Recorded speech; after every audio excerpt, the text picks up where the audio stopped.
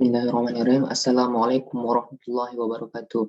Alhamdulillah rabbil alamin wassalatu wassalamu ala asrofil anbiya'i wal mursalin wa ala alihi wa ashabihi rasulillahi ajma'in amma ba'du.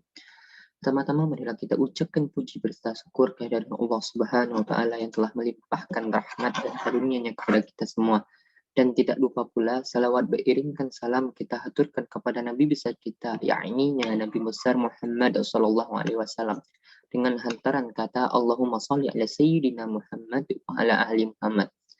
Baiklah, pada kesempatan kali ini saya akan menyampaikan pidato singkat yaitu mengenai agama dan kehidupan manusia. Yang pertama, fitrah beragama bagi manusia. Fitrah artinya suatu yang mendasar dari jiwa seseorang atau sejak kelahiran mereka. Menurut Profesor Dr. Hamka, bahwasannya bertuhan atau beragama adalah perasaan yang semurni-murninya dalam jiwa manusia itu. Sedangkan menurut Sayyid Sabiq mengatakan fitrah keagamaan adalah satu-satunya fitrah yang membedakan manusia dengan hewan, yaitu insting keagamaan itu sendiri. Selanjutnya, hal ini juga dijelaskan Allah dalam Al-Quran surat Ar-Rum ayat 30 yang artinya, maka hadapkanlah wajahmu dengan lurus kepada Allah, tetaplah atas fitrah Allah yang telah menciptakan manusia menurut fitrah itu. Tidak ada perubahan pada fitrah Allah, agama yang lurus, tetapi kebanyakan manusia tidak mengetahui. Fitrah Allah dalam yang disampaikan di atas ialah fitrah merupakan ciptaan Allah. Manusia diciptakan Allah Subhanahu wa taala mempunyai naluri beragama, yaitu agama tauhid. Kalau ada manusia tidak beragama, maka hal itu tidak wajar. Mereka tidak beragama tauhid hanyalah lantaran pengaruh lingkungan. Sebaliknya, jika seorang manusia beragama selain agama tauhid, berarti agamanya tidak sesuai dengan fitrah sebagai manusia tersebut. Hal ini dijelaskan Allah dalam Al-Quran surat Ali Imran ayat 85. Barang siapa mencari agama selain agama Islam, maka sekali tidaklah akan diterima agama itu daripadanya, dan dia di akhirat termasuk orang-orang yang rugi. Selanjutnya ialah agama Islam dan ruang lingkupnya. Agama Islam merupakan agama yang ajaran-ajarannya merupakan wahyu yang diturunkan Allah kepada Muhammad melalui malaikat Jibril untuk menjadi petunjuk dan pedoman hidup manusia. Dan sebenarnya Islam adalah agama Allah yang dibawa oleh para nabi pada setiap zamannya yang berakhir dengan kenabian Nabi Muhammad SAW. Agama Islam bersifat universal, yaitu berlaku untuk setiap masa dan berlaku pada setiap daerah.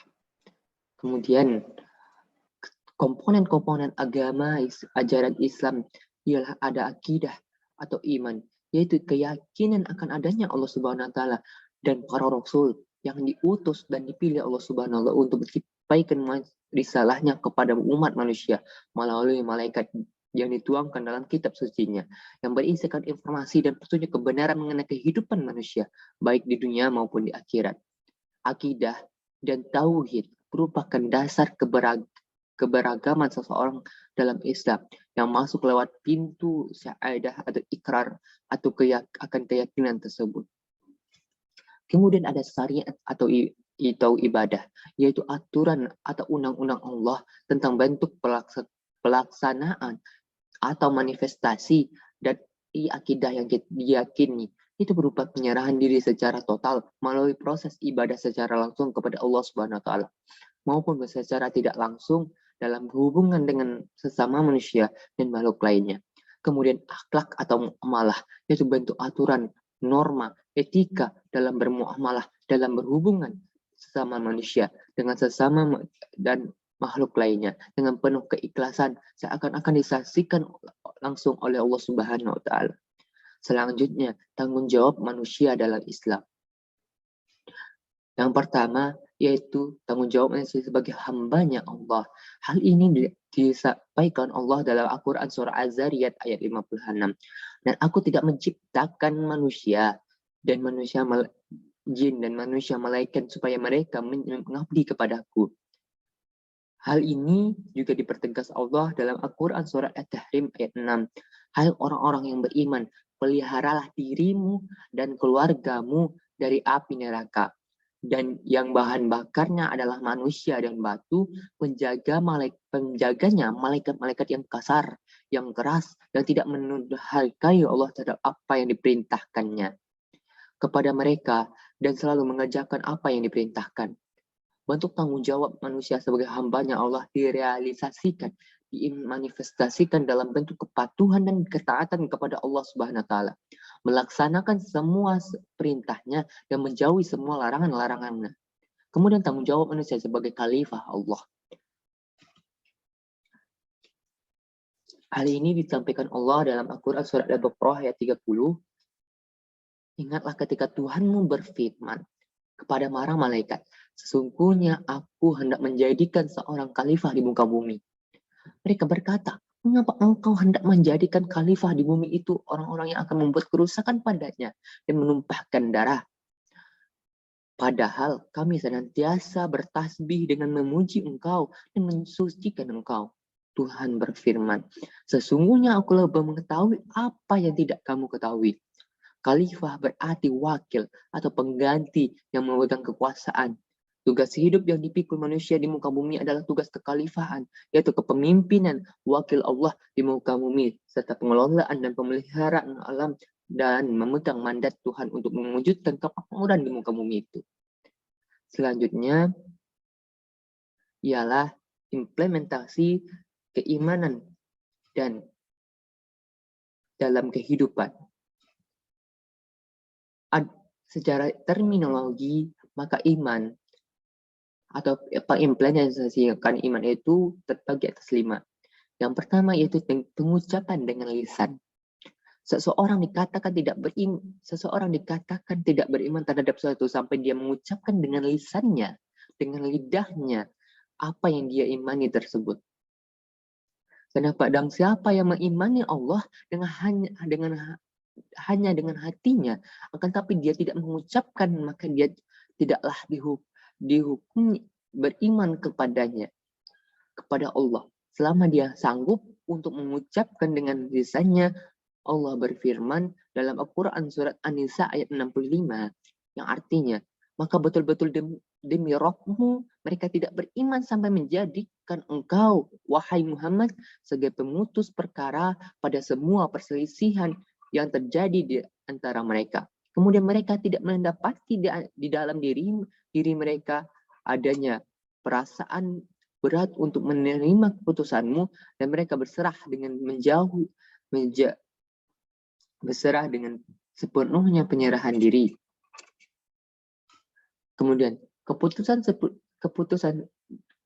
pernyataan dengan lisan dalam dalil-dalil hal lainnya adalah kesepakatan para ulama akan matinya Abu Talib karena dalam keadaan kafir, karena walaupun dia meyakini kebenaran Islam, akan tetapi dia tidak mau mengucapkan karena malu atau sombong. Sebagian sekte sesat dalam Islam seperti Al-Karamiyah, pengikut Muhammad bin Karam, meyakini bahwa iman itu hanya mengucapkan dengan lisan semata-mata tanpa perlu meyakini dengan mengamalkan keyakinan itu,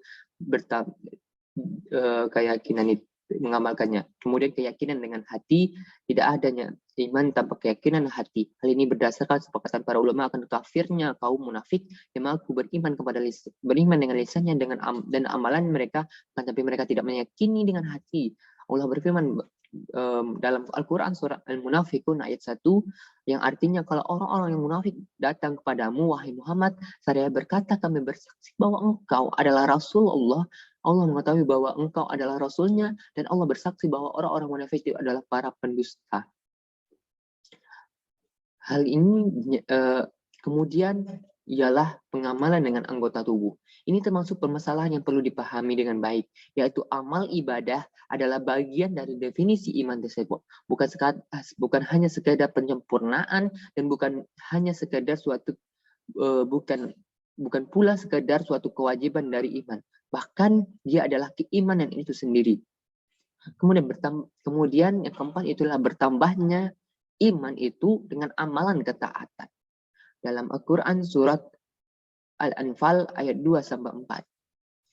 Ya, yang artinya sesungguhnya orang-orang yang beriman ialah mereka yang bila disebut nama Allah gemetar hati mereka, dan apabila dibacakan ayat-ayatnya bertambahlah iman mereka dan hanya kepada Tuhan mereka bertawakal. Orang-orang yang mendirikan sholat, yang menunaikan, yang menafkahkan sebagian rezekinya dari yang kami berikan kepadanya, mereka itulah orang-orang yang beriman dengan sebenar-benarnya iman. Mereka akan memperoleh beberapa derajat ketinggian dari sisi Tuhannya dan ampunan serta rezeki yang mulia. Kemudian berkurangnya dengan mengerjakan maksiat. Berkurangnya iman dengan berkencan yang maksiat. Sesuai dengan dalil yang di atas, dalil yang menyatakan bertambahnya keimanan ketika kita dengan keamalan ketaatan. Maka dengan seiringnya dengan hal ini juga menafsirkan bahwa ketika kita mengerjakan sesuatu maksiat, maka iman yang ada pada diri kita akan berkurang. Mungkin hanya sekian yang dapat saya sampaikan. Mohon maaf apabila ada kata-kata yang salah. Saya akhiri, wabillahi taufiq wal hidayah. Wassalamualaikum warahmatullahi wabarakatuh.